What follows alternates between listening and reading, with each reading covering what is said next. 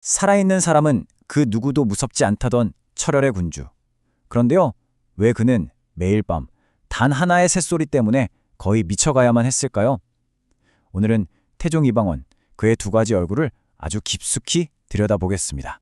네, 그는 정말 살아있는 그 누구도 두렵지 않다고 공공연하게 말했던 그런 철의 군주였습니다. 자, 이 미스터리를 풀려면요. 먼저 왕관 뒤에 가려진 한 인간을 봐야 합니다. 그리고 그를 제대로 이해하기 위해선 그가 자기 손으로 직접 만들어낸 그 잔혹한 세계부터 들여다볼 필요가 있죠. 태종 이방원은요, 조선이라는 새로운 나라를 마치 냉혹한 CEO가 회사를 장악하듯이 운영했어요. 그에게는 국가의 성공, 그리고 시스템의 안정, 이게 다른 어떤 가치보다도 훨씬 중요한 최우선 목표였거든요. 그래서 그가 왕이 되자마자 가장 먼저 한 일이 바로 이 사병 혁파였습니다. 아주 간단히 말해서 왕인 자신을 빼고는 아무도 개인 군대를 가질 수 없게 만든 거죠. 이게 바로 절대 권력을 만드는 첫 단추였던 겁니다.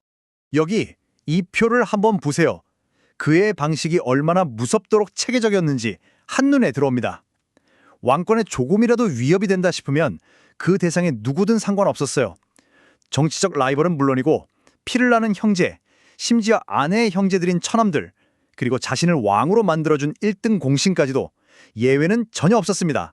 태종한테 개인적인 정의나 관계는요, 이 거대한 시스템의 안정을 위해서라면 언제든 희생될 수 있는 거였어요.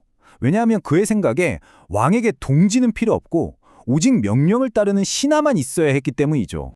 근데요, 이 모든 잔인한 행동들이 단순히 권력욕 때문만은 아니었다는 게 정말 중요합니다. 그가 만든 이 완벽하고도 냉혹한 시스템은 사실 바로 자신의 아들, 우리가 아는 그 세종대왕을 위한 아주 거대하고 치밀한 설계도였던 거죠. 이방원 스스로가 처가의 힘을 이용해서 왕이 됐잖아요. 그렇기 때문에 왕의 외척, 즉 왕비의 집안이 얼마나 위험할 수 있는지를 누구보다 잘 알았습니다. 그래서 내 아들만큼은 절대 이 문제로 고통받게 하지 않겠다고 다짐한 거예요. 아들을 위한 그의 계획은 정말 우리의 상상을 초월합니다. 대표적인 사건이 바로 세종의 장인 시몬을 숙청한 일이에요. 정말 사소한 꼬투리를 하나 잡아서 이걸 역모 사건으로 부풀렸고요. 결국 아들의 외가를 자기 손으로 완전히 박살내버립니다. 아들인 세종이 그 어떤 외부 간섭도 없이 말 그대로 무균 상태에서 정치를 할 수 있는 완벽한 환경을 만들어준 셈이죠. 바로 이 평가가 태종의 생각을 가장 정확하게 꿰뚫고 있는 말입니다. 내 아들이 후대의 위대한 성군으로 불릴 수만 있다면 나 자신은 기꺼이 역사에 피 묻은 괴물로 기록되어도 좋다는 그런 각오가 되어 있었던 겁니다. 낮에는 이렇게 모든 걸 꿰뚫어보는 완벽한 정치 설계자였지만 그 냉혹함에는 반드시 대가가 따랐습니다. 밤이 되면 피해 CEO는 온데간데 없이 사라지고 자신이 저지른 그 피의 무게, 짓눌려 고통받는 한 명의 나약한 인간만이 남게 되죠. 이 극명한 차이, 이것이야말로 태종이라는 인물을 이해하는 가장 중요한 열쇠입니다. 낮에는 절대 권력자였던 그가 밤이 되면 단지 새 한 마리가 내는 소리에 절대적인 공포를 느끼는 그런 평범한 인간으로 변해버린 거죠. 그러면 왜 그 많고 많은 것 중에 하필 부엉이였을까요? 태종에게 부엉이는 그냥 새가 아니었습니다.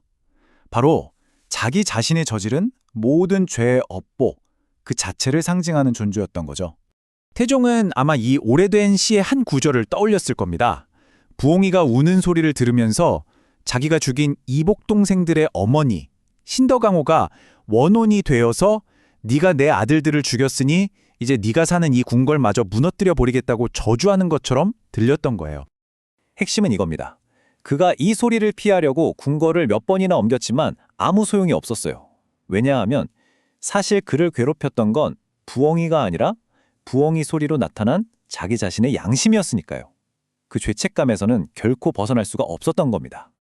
자, 그렇다면 우리는 이 두 얼굴, 즉 위대한 나라를 세운 건설자이자 동시에 죄책감에 시달린 한 인간을 어떻게 봐야 할까요? 그 답은 그가 남긴 유산 속에서 찾아볼 수 있습니다. 태종은 피해 숙청을 통해서 조선이라는 나라에 절대 흔들리지 않는 단단한 하드웨어를 구축했습니다.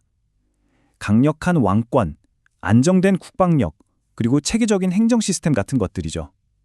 그리고 바로 이 견고한 기반 위에서 그의 아들 세종은 한글 창제나 과학 발전 같은 위대한 소프트웨어를 마음껏 설치하고 실행할 수 있었던 겁니다. 마침내 세종에게 왕위를 물려줄 때 그는 자신의 인생을 이렇게 표현했습니다. 18년 동안 호랑이 등에 타고 있었다고요. 그만큼 자신의 시대가 얼마나 긴장되고 위험했는지를, 그리고 스스로 모든 위험을 감수했다는 걸 인정한 거죠. 세종이라는 찬란한 업적의 뒤에는 이처럼 기꺼이 피를 묻히고 스스로 괴물이 되기를 자처한 한 아버지가 있었습니다. 만약 여러분이 이방원이었다면 과연 아들의 미래를 위해 기꺼이 손에 피를 묻힐 수 있었을까요?